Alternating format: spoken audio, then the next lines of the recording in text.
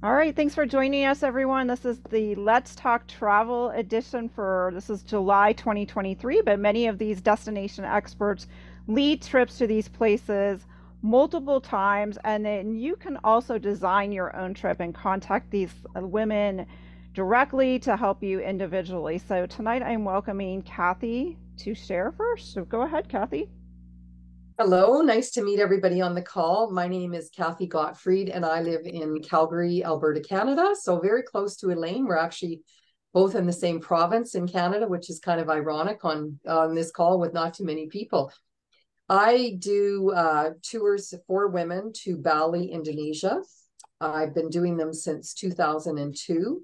And I just completed one in early May, and I've got two more going this fall. They'll be my 26th and 27th tours to Bali. So originally, I was only planning on doing one trip this fall, but it sold out fairly quickly. So I've got another one. I'm doing two back to back. So one's October 22nd, and the other one is November the 5th, and they're 2 weeks long. My tours are, well, a little longer than I know a lot of the American ladies tend to go on. I just did a tour for an American company where I was the tour leader, and it was only 8 nights. So I had a good comparison what that looks like compared to mine that are 14 nights. And I do get a lot of American ladies on my tours, but I think mostly they're retired or semi-retired because often I know you don't get as many holidays in the States as we get in Canada, but if you can go to Bali for 2 weeks, do it, because I felt the 8 night trip was a little bit rushed. Most of the women, actually, they're out of 10 women, there was only one that came the first day and left the last day. Everybody else came early or stayed longer. So I started going to Bali in 1983. I was a young backpacker. I did a Circle Pacific trip, and it was myself and my brother. We went through Hong Kong, Thailand, Singapore, Indonesia, spent a month in Bali, and a little bit more time over on the island of Java. And then I went to Australia, New Zealand, New Caledonia, Tahiti, Los Angeles, and back home. I took a year to do that. And I never honestly thought I would get back to Bali. And so that was 83. And the next time I went to Bali was in 1990 with my husband. And again, I just never thought I would get back to Bali. And now I've been, I think, 36 times. So some people say you're in a bit of a rut. Don't you go other places? But you know what? It really works for me. I love Bali. I love the people. It's a very gentle way of life there. And so it's just such a nice break to go there and kind of be around all their calming energy. They're Hindu, 95% Hindu in Bali. So there's lots of beautiful temples, lots of ceremonies, and then they just really are kind, gentle people. And I often have women say to me at the end of my tour, or even during the tour, that they've never ever been treated that well in any other place that they've been to. And you really feel it. Like the local people are just always very accommodating, but more than that, they want to make sure that you're enjoying yourself, that you're sleeping well, that you feel good. Do you need anything? What can I do for you? So that's what keeps me going back to Bali all the time. I am doing 8 groups next year. There's 2 of my own, and then I've got a couple of couples trips, which are pretty much full. I'm also, I was going to say hooking up with a chef. That sounds terrible, but you know what I mean? Who is a Canadian but lived in Bali for 25 years and now lives back in Canada. So he and I are doing 2 foodie groups because Bali has really come on the food scene for the last, well, before COVID even. So we decided to take advantage of that. And the food there is delicious and it's pretty reasonably priced as well. And then I've got this other company from the States that I'm going to be doing 2 of their groups, the ones that are 8 nights. So I'm working long hours. April messaged me today, and I'm sorry, I've been kind of off the grid a little bit because I got back from Bali mid-May, and it was like things just happened, and I have been working like long 12-hour days. And so it's a nice break to actually be on this call and talk to women. One thing I was just going to tell you, a little tip, because I just today went to the passport office in Calgary to get my passport renewed, not because it's expiring, but because the seam on it, when you open it, it's kind of broken. And Indonesia recently, I'm going to say in the last month, I've read quite a few articles where they're saying that if you have any damage to your passport, so this could be a stain, it could be a small rip, mine was a seam, that they will not let you in. And I don't know if this is happening in other countries around the world, but ladies, for anybody that's traveling, check your passport, because I'd hate to see that happen. The people that have been not allowed in, some of them have actually made it all the way to Bali. And then immigration says your passport's damaged. And, you know, normally you don't think that's a big deal. But I went today, my passport wasn't expiring for a year and a half. And I wondered if they would let me renew it. And as soon as she saw this seam, she said, no problem. And like, I've been to Bali 3 times in the last year. And I've been to Australia, I've been to Mexico twice, I've been to the States a number of times. No one said anything. So anyways, maybe I'm just being overly cautious, but just a little tip, check your passports if you're traveling soon and make sure there's no damage that, I mean, the lady said to me, we get a lot of passports that are very damaged because of dogs. You know, the pet gets the passport, and which is a disaster, but mine wasn't like that. But anyways, just check your passport. So, and the other thing that's well, not interesting, but unusual about Indonesia, and there are other countries like this, your passport has to be valid for 6 months past your travel dates. I know New Zealand is like that as well. So it's not something that we do, was certainly between Canada and the States. So a lot of people wouldn't necessarily know that, but maybe just check the destinations you're going to make sure that that's not the case, in case you do need a new passport. I know they've gotten better, but I still hear that there's delays on getting new passports. So anyways, that's a little bit about me. Ask any questions afterwards if you want to. I'm happy to answer them. I do individual bookings for Bali too. I forgot to say I've been a travel agent for 37 years as well. All right. Did anyone have some questions? We can go ahead and take some questions for Cathy.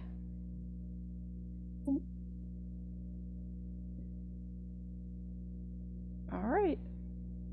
And I'll share Cathy's website and contact information in a follow-up email with everyone as well. So that was a great tip actually about the passport. You know, A, making sure there's enough time on it, and B, if it is damaged, you know, that people have gotten rejected. I'm glad you pointed that out. I mean, it'd be heartbreaking that you've planned to go somewhere and then you get, you know, turned away because, you know, they're being, you know, particularly cautious perhaps, you know, and sometimes it's those little things that can really trip us up. I know. And now that people are traveling again, I think in some cases, people haven't really looked at their passport for a few years. And on my tours, I always get them to send me a copy of it when they make the booking, so that I can see that it's got the 6 months validity on it after we come back. But it also forces you to go and find your passport. So that's one of our valuable items when we're traveling. Like literally, if you have a credit card and a passport, you can kind of go anywhere. But the passport, obviously, you're not going to be able to get even on the plane to your destination if you don't have one. Thank you, April, for inviting me. Oh, of It's course, nice to see Cathy. you again. Yeah, And Elaine, thanks. too. It's been a while. Now I'm considering my passport. It's a little waterlogged, but Is it? the important pages are undamaged. So Oh, good. Yeah, I know. As soon as she said that, I'm reaching for exactly where my passport is, and I'm like, I better check it out. I mean, just like yeah. Europe, they're already letting us know about the visa for 2024. Yes. So we're gonna have to, you know, be sure if you're thinking or planning, because a lot of times I think we get so used to like, oh, just go and buy that plane ticket. It's a great price right now. I have a valid passport. We don't always look at it thoroughly. We know it exists, and then, you know, it's these little things. So Well, you know, the other thing, April, is like as a travel agent, a lot of people, when they're booking flights through me, will say, oh, do you need a copy of my passport? And I don't. Like, to book most yeah, airline tickets, you don't have to, which most people think you do, especially if you're traveling internationally. But, you know, you can get caught up on just your name's not right. You know, maybe yes, your first name, like, for example, my name is Catherine, but let's just say my first name was Anne, but I never used that. But you're not used to traveling internationally. And so you just put Catherine on your ticket and you get to the airport and they will not let you travel. Like, even if you've got a booking made and it's a name change, even by ooh, one letter, wow, they're super strict on international travel. I've had clients that have had, you know, just did a typo on their message to me, and I've sent them the itinerary. They've approved it. Didn't know that there was one letter that was wrong, and they've had to pay a lot of money to have their ticket reissued. So Yikes. Yeah, good to point that out. And speaking of Bali in particular, are there anything medically that people might need to consider? Because that's another consideration is check the country you're going to because certain countries may require certain shots or certain. no, you know what? They removed the requirement to have COVID vaccinations about, I'm going to say a month ago, maybe. So there's nothing now with regards to COVID. Um, and there's nothing that you need to get into Bali. So during COVID, they were asking, people to prove that they had COVID medical insurance, but all of that has been removed now as well. And I don't think that most the medical insurances that I sell, they don't even specify COVID in it any longer. Like if you get it and you're sick, they'll cover it. It's not kind of like an extra add-on to your policy. It's just included now. I think it will be like that going forward. You know, I can't see that ever. Well, I shouldn't say ever, but with the COVID restrictions, the way they are right now, I don't see the insurance companies ever denying claims because it's just, apparently we're going to have COVID around for a while. So, but it's not obviously making people as sick as it had been in the past. So, Yeah. no, and I just like when with my groups, I give them a list of things to do and don't, and what to bring. And I always recommend bringing a small kit, for first aid and things that you would use at home that you might think, gee, I could probably get that there. Quite often you cannot get it there, or it's a hassle to even go out. And even like if you're not feeling well, and especially if you're traveling solo and now you've got to go and find a pharmacy, not fun, right? So even if you just Google, first aid kit for solo female traveler, like lots of information will come up.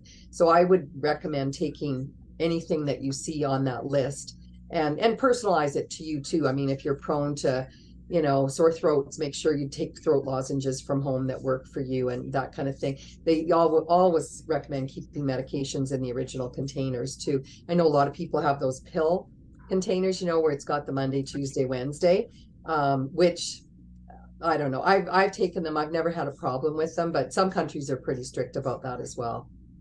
And sunscreen's the other thing that can be expensive in countries. So if you're going to a hot destination, make sure you've got enough sunscreen. Like in Bali, you can get sunscreen, but sometimes it's also expired, Oh, right? And it's more expensive. So I always just hit Costco before I go and take a good size one. great. Thank you, Cathy. You're welcome. All right, Elaine. Yes, thanks for your forbearance there. I just thought, well, given the opportunity here, maybe I should just toss up the slides that I have on a couple of trips and make sure I stay on track here. So if I haven't met you before, my name is Elaine Dixon.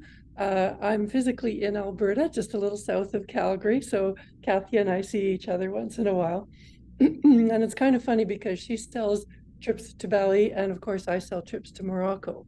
And that, of course, is the example of the picture that you see behind me.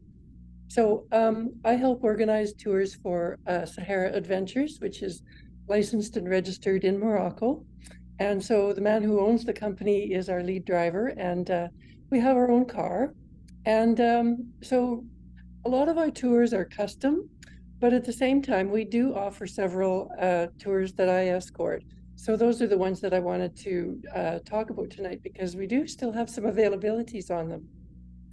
In addition, we have a trip coming up next year that is a custom tour, but the people who have booked have invited me to invite others in the interest of having a bit of a social experiment, I guess, with some new people. So if I can just quickly share my screen here. Yeah, it should let you do that. I'll do this one.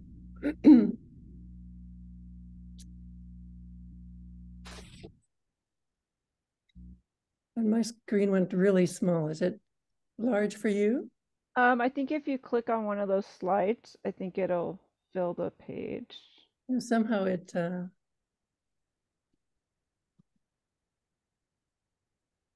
disappeared. Yeah, maybe just, I see the top one there. There it is. Okay, well, if you can see it, that's good. See if I should be able to. That looks better. Looks better for me. I hope it looks better for you. So yes, we are basically a ground transportation company. We have our own vehicle. It's an air-conditioned 4x4, and the man who owns the company is a professional driver who speaks 7 languages, including English, of course, fluently. So just about any language you might like to have your tour in, he can help you out. Of course, because I'm here in Canada, I do the booking and the payment administration. And these are just a few pictures to show you a little bit about our trips. Our website is cometothesahara.com. And so if you visit the website, you'll see a good selection of tours that you would expect really any company to offer. But we like to think that we differentiate ourselves a little bit because we want to make sure that they are life enriching and never forgettable. So we think we're specialists in showing you the authentic Morocco.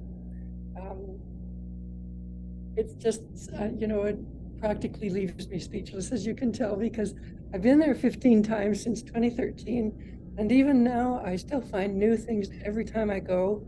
I get more and more immersed in the culture and history. And it's just such a rich experience to be there. So the authentic country is really where you find the greatest reward for your travel experience. As I mentioned, we do typically do custom tours, but we also have join me tours, as I've mentioned. We also specialize in small groups. So all of our tours really are for 1 to 8 people. Excuse me. Of course, for the custom tours, it can be any number, and we do get larger groups. So bring your friends. The one that I wanted to speak about for the moment is the Morocco Mosaic Discovery Tour for women. This is a 14-day tour.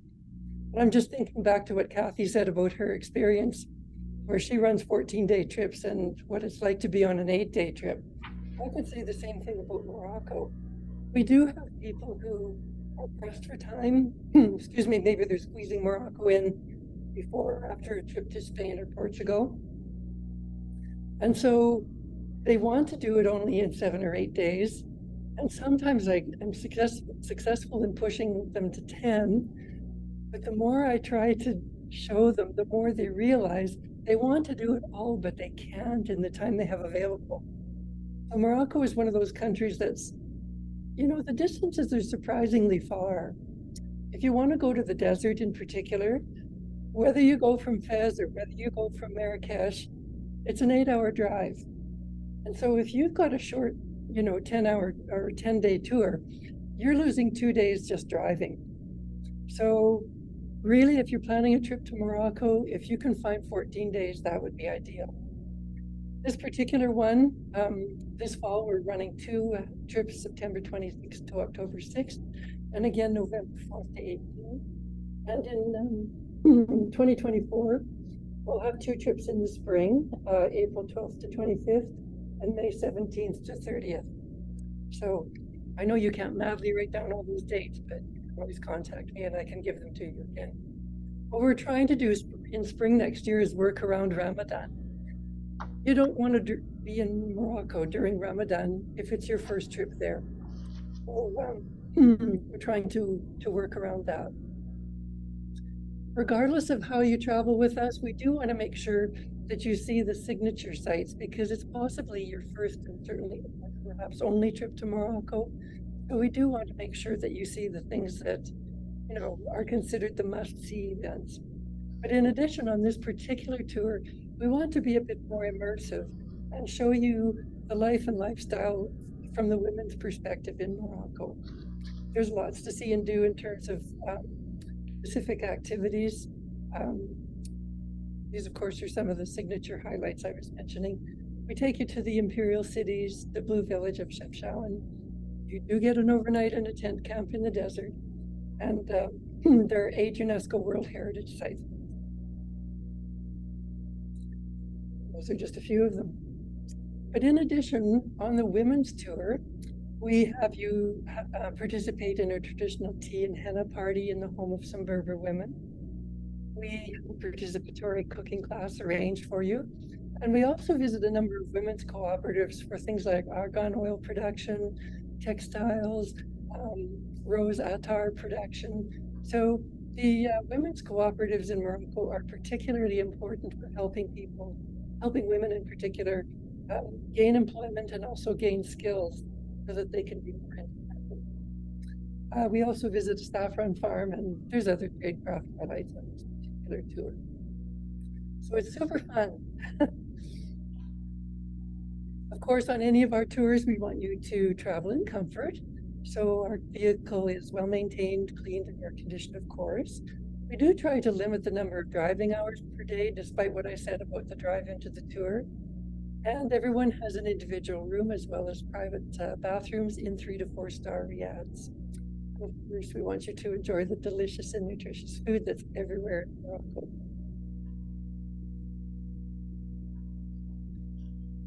Just a few details about price. We have this priced at $36.65 US or $32.30 Canadian with a limit of 6 on this tour. Again, individual rooms in 3 and 4 star riads, and there's no single supplement. It does include 13 breakfasts and 3 dinners as well on this tour. So those are just the highlights of the women's tour. A few contact details from you. If I can do a quick switch. I'll just do a quick little discussion about the culinary tour.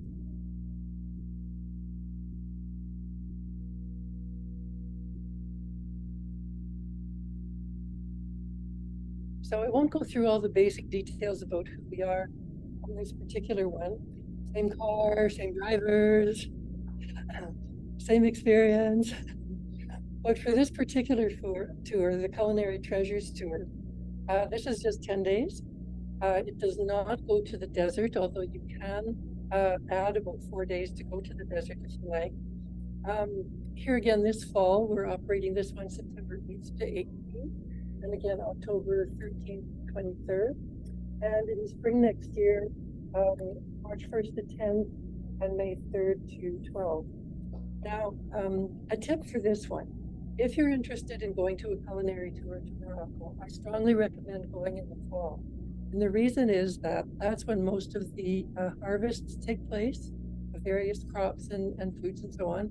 And that's also when they have most of their festivals. So at the end of October, there's a good chance that you'll hit it in time to participate in the date festival. The saffron harvest also takes place in November. There's a good chance of participating in the harvest festival. And by that, I mean, at that same saffron farm that we go to on the women's tour, we go there on this tour as well. But the chances are pretty good that you'll be able to participate literally by helping to pick crocuses, and maybe even sort out the crocus stems as well. So you'll be sitting with some of the local women actually creating saffron. This one, of course, because it's a culinary tour, has a food focus. So this is the one of the few tours that we have that is all inclusive because we want to kind of curate your culinary experience. It still includes all the signature highlights that we promise on tours of this kind. But of course, we really focus on the food. Morocco You have about 2 minutes, Elaine. Sorry? You have about 2 minutes. Okay, thanks. Yeah. Morocco is entirely north of the equator, so you're not going to find anything strange on your plate. All the fruits, the vegetables, the meats and everything are things that are familiar to you. It's just that in this particular case, they are prepared perhaps with some spicing that's a little different. By that, I don't mean hot spices. I mean that they like to combine sweet and savory. So you'll get chicken or beef combined with figs, dates, dried apricots, things like that. Totally delicious. Because I've got just a couple minutes left, here are the quick highlights about the pricing. Again, 10 days and 9 nights in individual rooms, no single supplement. Meals are all inclusive on this one. And so on that happy note, I will close this and invite any questions that you have.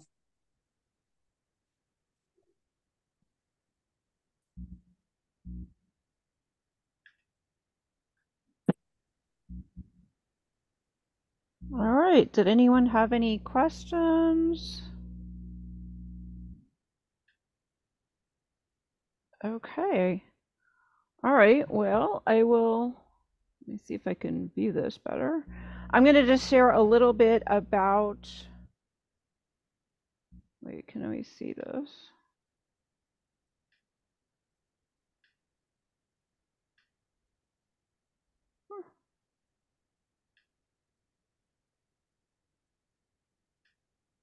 There we go. I was just going to share a little bit about my fall tours. Many of you know that I'm passionate about New England, so I do have openings. I had 2 last minute cancels on my Alaska trip. So as Barb and Heather mentioned, Heather's going and Barb has been. So I'll be doing Alaska September 1 through 11. So if you want more details on that, you can contact me directly. And then for New England, it's a place I just fell in love with New England in the fall. I think because I grew up in the Midwest, just having that change of seasons.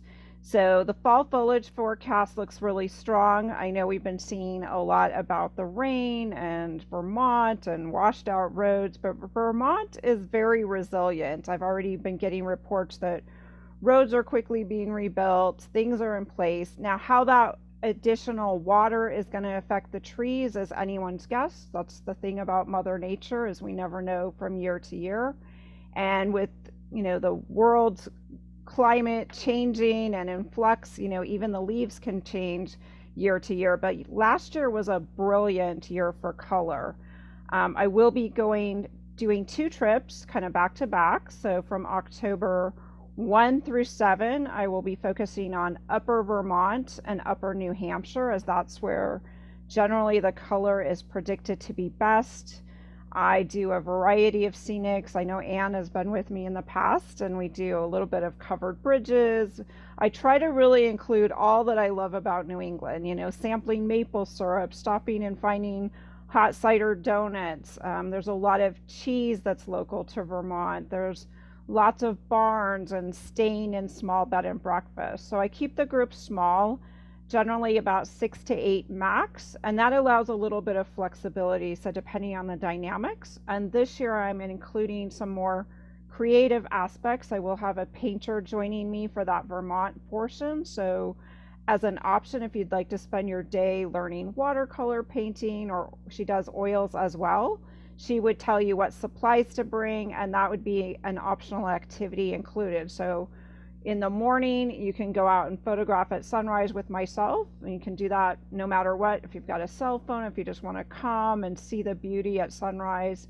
We circle back then generally to the bed and breakfast, where we enjoy a really wonderful homemade breakfast with, might be eggs or might be local things like the maple syrup. But if you have dietary restrictions, by all means, just communicate with that with me. I mean, everywhere in Vermont is very much been in that farm to table thinking for years and years, and there's no problem generally with subbing something out as long as we can let them know ahead of time. We can work with that.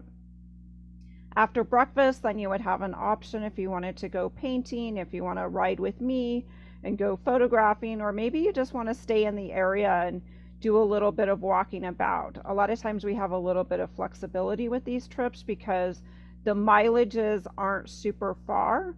And the thing with Vermont in October, or any parts of New England, it gets dark by about 6 o'clock at night. And most of the best scenics are honestly off the little 2-lane roads where we're really only going 35 to 40 miles per hour. So you can only go so far. You're not going to be speeding down the road. You're going to miss all the great little places to pull off and take a picture, or, jump out of the car and just stretch your legs, or throw the leaves up in the air, any of that. And I do include like a mix of things. So you don't have to be super active. If you don't like doing a lot of walking, I mean, honestly, we drive up to most of the scenics. They're right there next to the road, and we can help you with, things as far as making sure your room is on a lower level. A lot of the places I do like to stay do have stairs if they're a bed and breakfast. But again, communication, communicate with your tour guide. It's what I say about anything, because then we can work with you. And if you want to do it yourself, I have plenty of those options as well, because New England is a very easy to navigate place. It's here in the United States, but worldwide it's recognized for its fall colors, the hardwoods, the reds, and just the quaintness of all the little towns with the steepled churches, covered bridges. I think Vermont alone still has over 100 covered bridges. New Hampshire has covered bridges. There's waterfalls. So anything you want to do, apple orchards, cheese, beer, local beer. So art, history. Robert Frost wrote his books in these places. Norman Rockwell painted, and I can take you literally to the little town he painted in. The covered bridge is still there, the church is there. So there's just a lot to cover, and that's what keeps me going back year after year. Is there's always something new to discover, and I love sharing it. So the first week I'll probably focus, like I said, on that Vermont, that northern portion of the states. And I do ask for a little flexibility, because sometimes if we're looking for fall colors and it's rainy one day, I'm going to maybe switch some of the activity just so we're not out there trudging around in the rain. We might do some of the more historic stops. So I think with travel, just like most travelers, you got to be a little flexible to be a good traveler. You'll have a much better experience.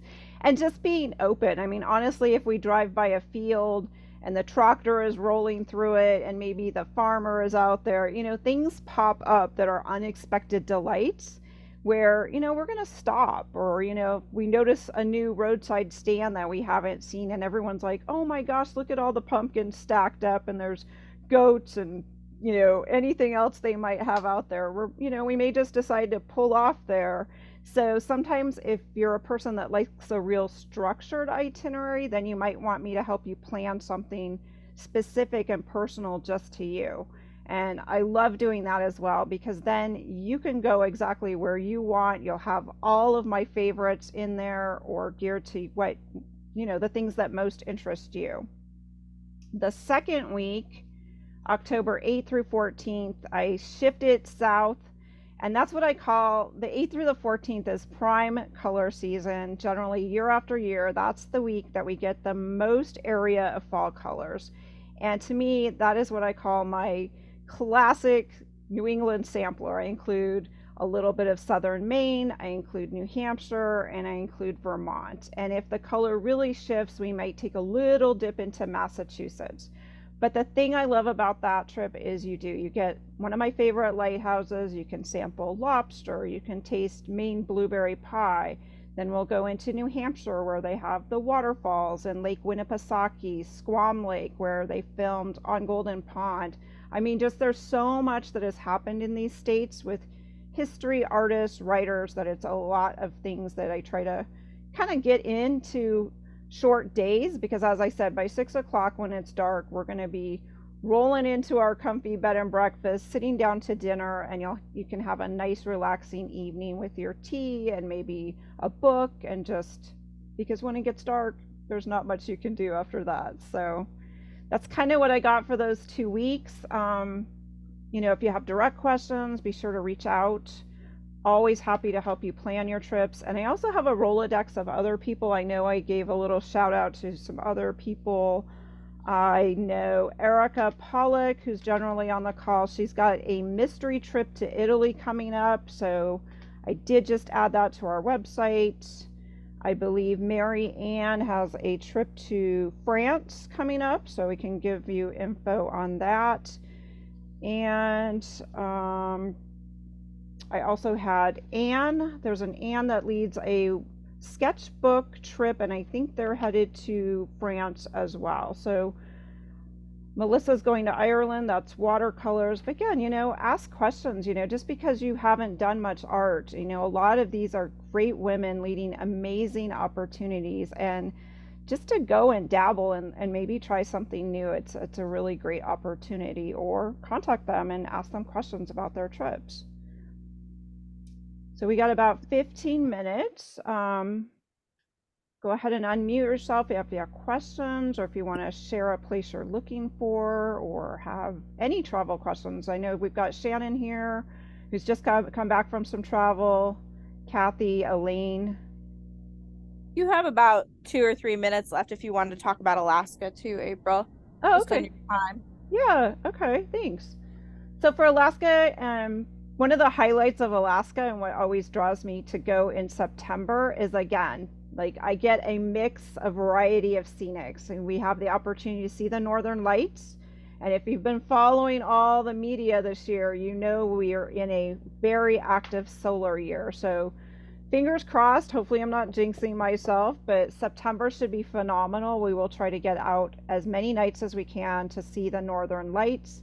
I have a couple that is based out of Fairbanks, and they make it their mission. They met under the Northern Lights, they got married under the Northern Lights. So anyone that passionate, I'm with them. They got the books, the notes, and that gut feeling. I mean, literally, we've been in their van, and I think Barb can attest to this too. It's like, the map is showing the hole in the clouds here, but my gut is telling us let's just go completely the opposite way and down that road, and we can be standing outside witnessing some amazing Northern Lights. So that's And part of it.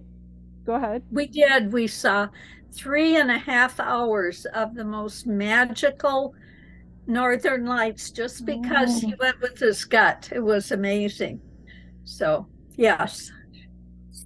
And you're not having to hike. I mean, we honestly have a very comfy situation going that way. They have a really nice van, so if you get tired of standing, you can sit in the van. We can knock on the door and let you know, like, get back out here.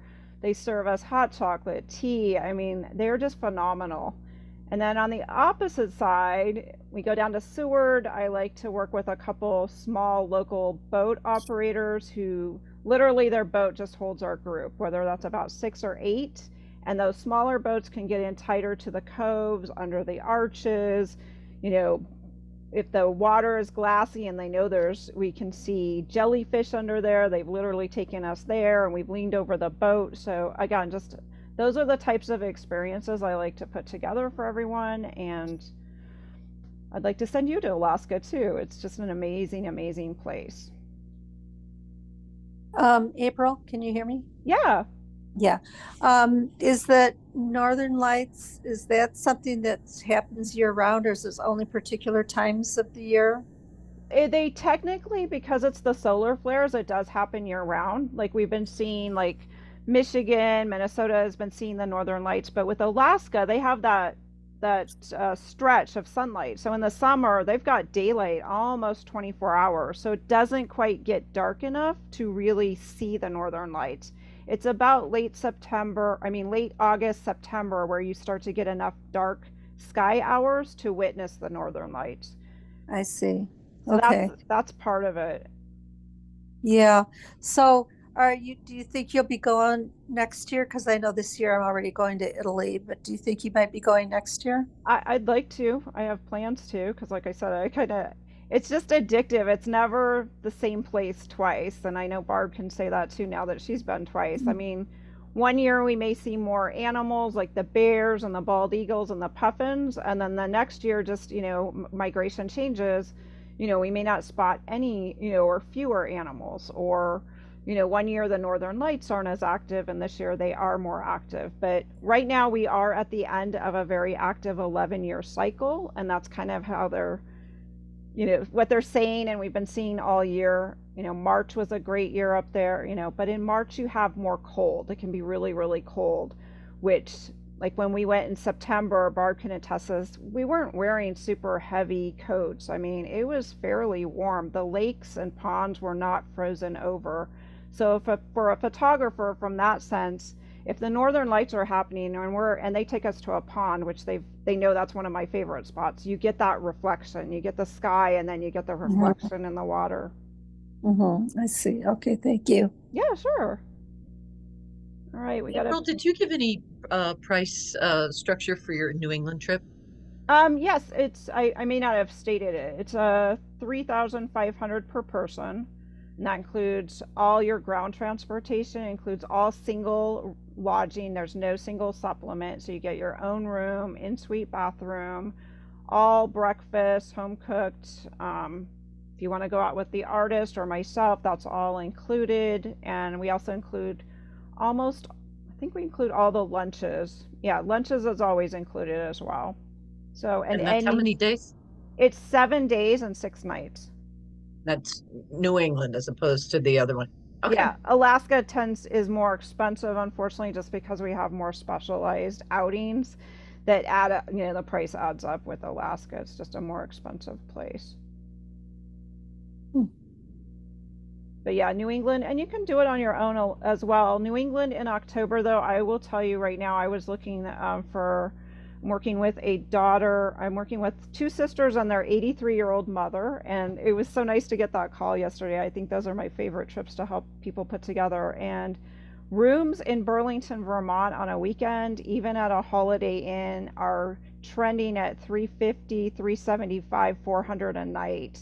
So that's the other reason when I post my price sometimes on New England for October, people are like, oh my gosh, I could do that for so much cheaper. But again, I don't like to stay in the little cabin with the questionable plumbing type lodging. That's just not how I like to be.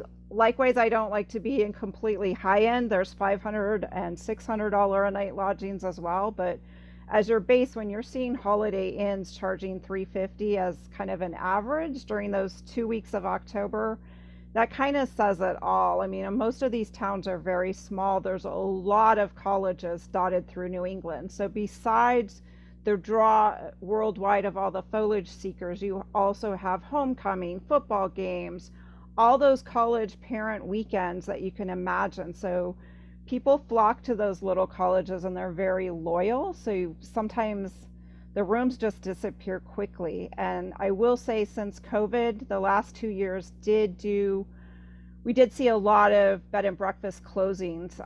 They sold back into private hands.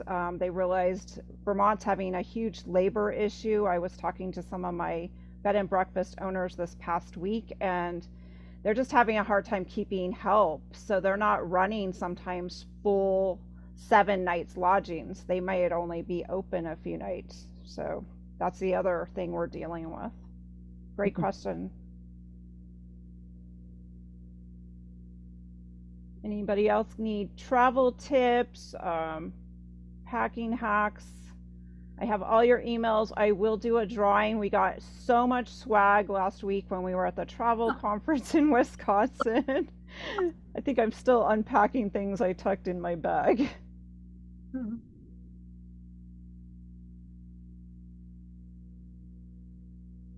I love that you're going to Paris, Deborah. That should be great. Hopefully the weather will cool off for you. I know they're having a heat wave as well in Europe. Yeah, I hope so. And thank you so much for the book. It was just every night I sit and read a little bit of it. Thank you very much. Oh, you're very welcome. Great. Yeah, I like some of those small ones too, because they're easy to tuck in your bag, and because they're kind of small and have highlights, then it's like if you find like, oh, I have extra time, we can hurry over here or there. Yes. Yeah. Thank you very much. Sure, you're welcome. Can one of you ladies explain how this group works? This is my first time visiting the group, so I don't really know what you're all about. Sure. I mean, I'm guessing some of it. No, that's okay, Gracie. It's a great question. It's the Travel Collective, and it's kind of a collection. I started with meetup groups when Meetup started. Well, I think that was 2011 or so. The Meetup came around, where you could find groups that were for travel, for hiking, for any interest you have, you can find a group for it. So I have probably 6 or 7 different meetup groups that are travel related that I have access to and that I have members in. Unfortunately, when COVID hit, we were no longer able to have our coffee chats and our Getty visits and Descanso, because I was based in LA then. We couldn't do those things in person.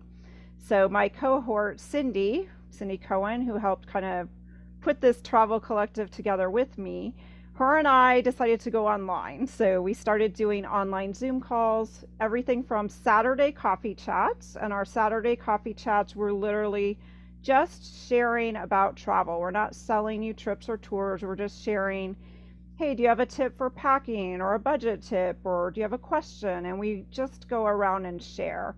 And it's a really nice way to meet a lot of travelers. We have people joining us from Scotland, Russia, France, Italy, all around the world. And that's been our problem as far as choosing times for some of these events, is I also have people in Australia. So like right now, my cohort, some of my people in Europe, Jake being in Germany, and I just shared his picture from Germany. I guess they had snow today or some crazy thing. It's too late for them. It's like 2 a.m. or something. So, with the collective, my goal was to bring together these amazing destination experts, people I would travel with. If I want to go to Morocco, I'm going to choose Elaine because she's passionate, like I am, about New England. She's been there multiple times. I'm going to go with Elaine. Same with if I go to Germany, Jake is sitting there in Germany. That's his backyard. I'm going to try to go with him. But likewise, I have an interest in travel authors, books. I mean, so it's just me trying to serve up basically the old fashioned Rolodex and share it with others that love travel. I mean, honestly, I have met people, Karen, who authored the book I kind of held up earlier, she's been to 95 countries. I may in my lifetime, unfortunately, never make it to 95 countries, but it's just, I'm fascinated by travel. I've always been fascinated. And when Cindy and I started doing the YouTube channel and talking to travelers, we realized our eyes were open. People are doing travel in so many different ways. They're backpacking, they're bicycling, they're couch surfing. There's hostess sister groups where women are literally opening their home and you can go stay with them. So it's all these different things that I'm trying to pull together. So I try to serve up a lot of different online activities, as well as continue to feed that YouTube channel with content where you can find those people, and the Facebook group and the newsletter. So it's a lot of different hats I'm juggling, and none of it, to be honest, is in the interest of me making money. If my husband wishes I would make money at this, but it is just sheerly out of pure passion. So I hope that answered your question a little bit. That's very helpful. Yeah. What is the YouTube channel? It's under The Travel Collective as well. Oh, okay. And I'll email out a link to that. There's over 400 videos on that and counting. So again, a lot of destination experts, a lot of great stories for any type of traveler. I've tried to set up playlists, so even for like this Let's Talk Travel, this will be added there as well. All right, guys, I've done a lot of talking, 2 minutes. Anybody got questions? Anybody looking for info? We'll try to do this. I try to rotate it between Saturdays and Wednesdays. So the next time we'll do this would be on a Saturday at 9 a.m. I'll kind of have to look at my August schedule because I have a lot of travel on weekends in August with my other projects, my husband's music. So, but we will always try to keep that calendar updated on the-travelcollective.com. And I really appreciate everyone joining tonight. Please share and invite to your friends. And Cathy, if you want to share your website so people can find it. Sure, it's www.babesinbali, so BABES, in Bali.com. Don't Google it. I don't know. Do not Google that. No. I found that out the hard way after I already had that name, but yeah, babesinbali.com. And you know what? I just want to say it's so lovely connecting with all of you women. Some of you I've met on previous calls with April, but thank you for doing what you're doing, April, because what I found since the world opened up, I'm going to say roughly a year ago, is there's a lot of women that still haven't traveled yet. They're just not confident.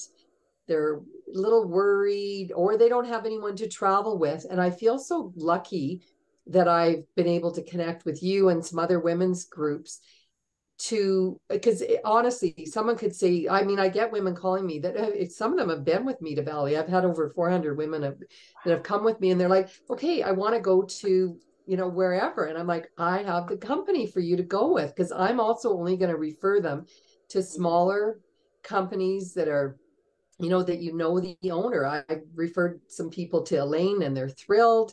And so it's a great source of information. If you want to travel and you know other women that want to travel, it's a godsend, April, what you're doing. And I think it's just going to keep getting bigger and bigger. One thing COVID did teach us was travel while you can, while you're healthy. And I know sometimes it's a financial decision, but you can always figure that out, but you can't always travel. So just go and do it. Great. Thank you. Elaine, what's your website?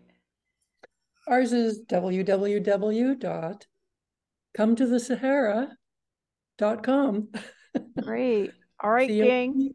It is 6:01. I really, really appreciate everyone's time. I will send out links to Shannon's Facebook group as well, the YouTube channel, all that good stuff. And thank you again for your time tonight. So appreciated. Take care, everyone. Good Thank night, you, everybody. Bye-bye. Bye-bye.